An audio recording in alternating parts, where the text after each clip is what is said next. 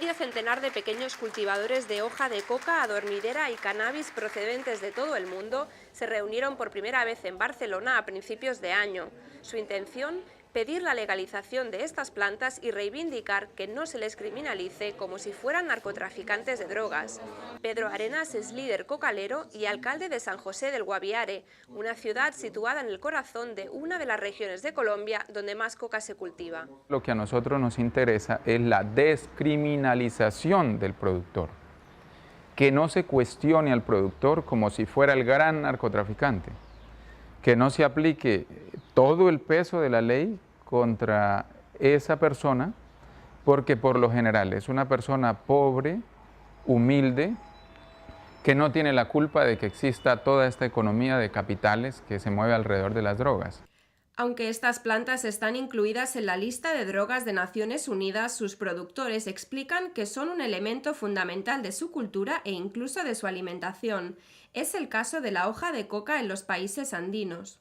Como planta no genera ningún tipo de adicción, por el contrario, es utilizada por algunas abuelas para curar algunas dolencias propias de los niños, por ejemplo.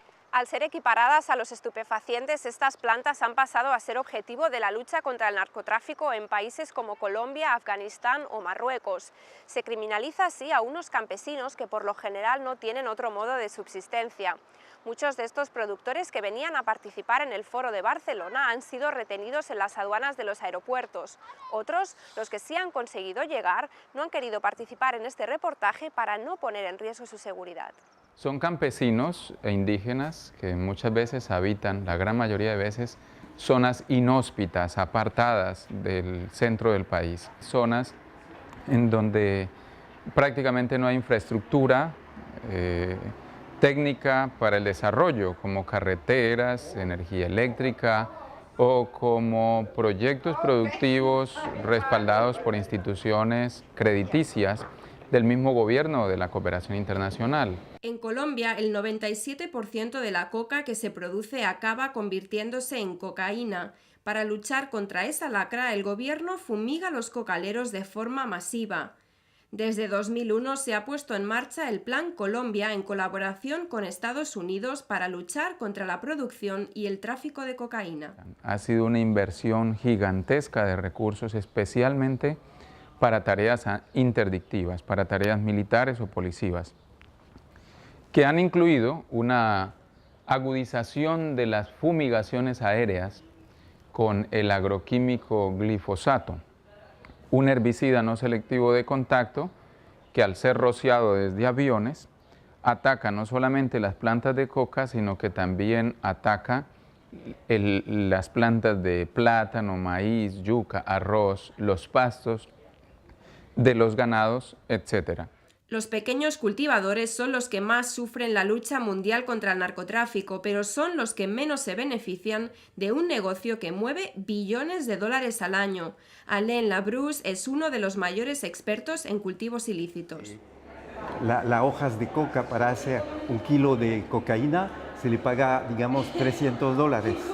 Y ese mismo kilo en la calle de nuestras ciudades, cortada, adulterada, puede reportar $500,000, o sea, 1.500 veces más. Sin embargo, hay países como Bolivia donde el cultivo de coca está permitido y controlado por el propio gobierno. Las hojas de esta planta forman parte de la alimentación diaria de una gran parte de la población de este país andino. Silvia Cruz es productora y picchea, es decir, mastica unas 150 hojas al día.